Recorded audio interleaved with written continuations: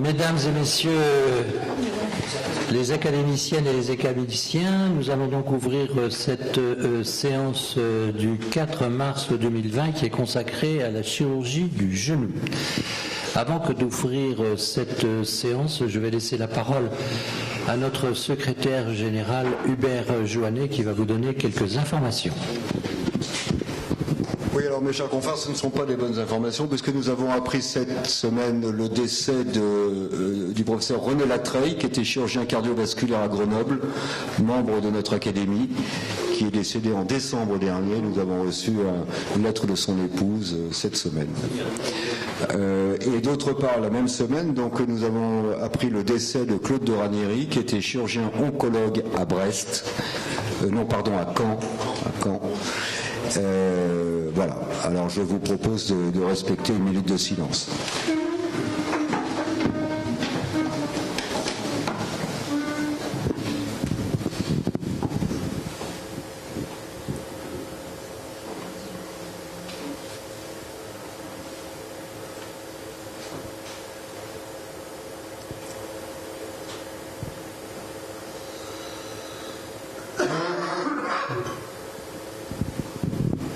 Mesdames et messieurs, je vous remercie.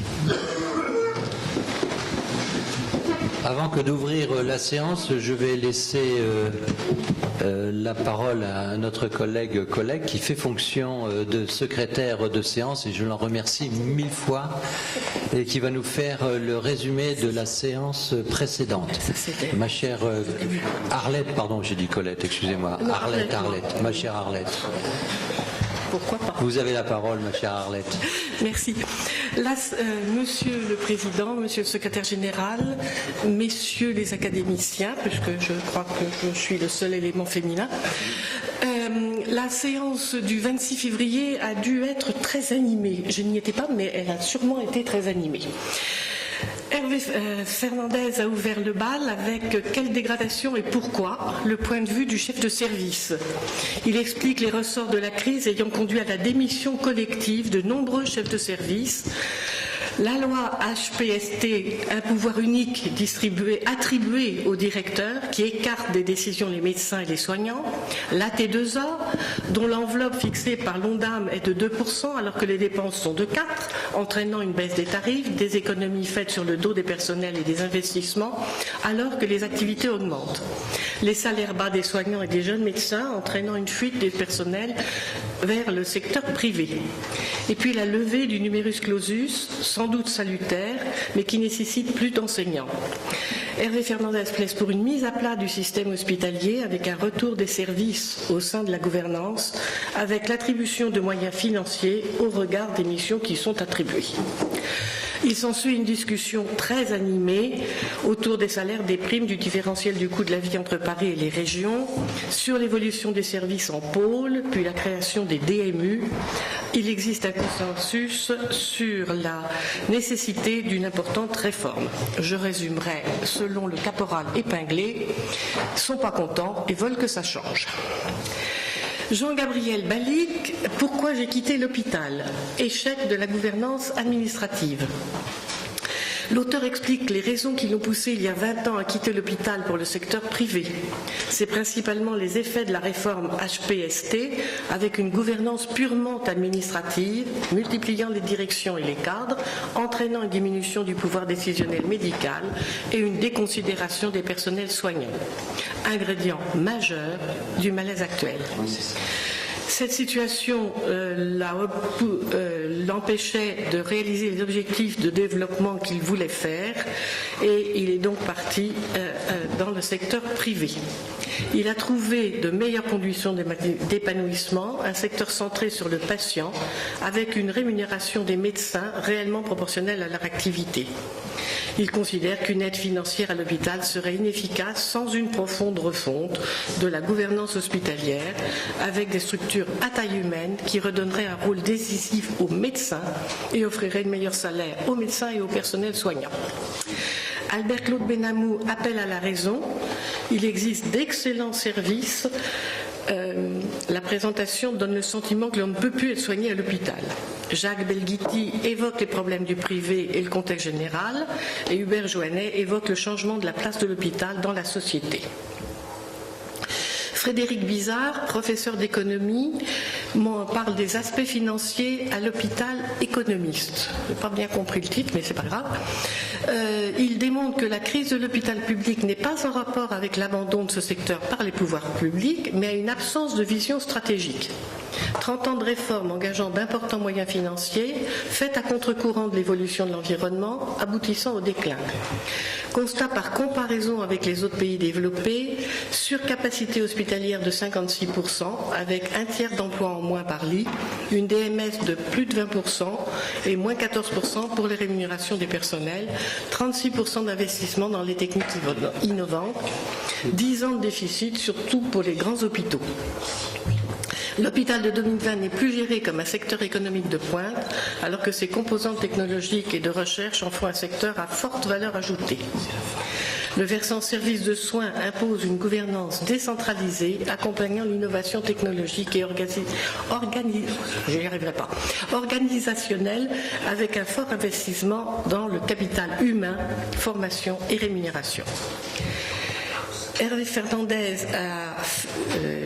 est intervenu. On a fermé des lits, mais on n'a pas redistribué les ressources dans les secteurs où la productivité augmente.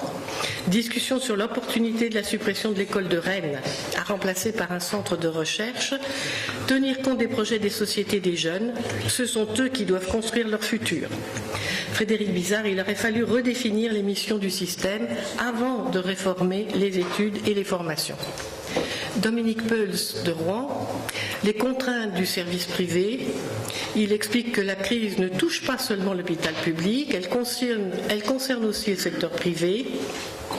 Crise financière due à la pression tarifaire avec 33% d'établissements déficitaires en MCO, baisse continuelle des tarifs, 6% de 2014 à 2018, alors que l'inflation de 3% conduit à une réduction de moitié des investissements qui ne couvrent plus que 2/3 des besoins.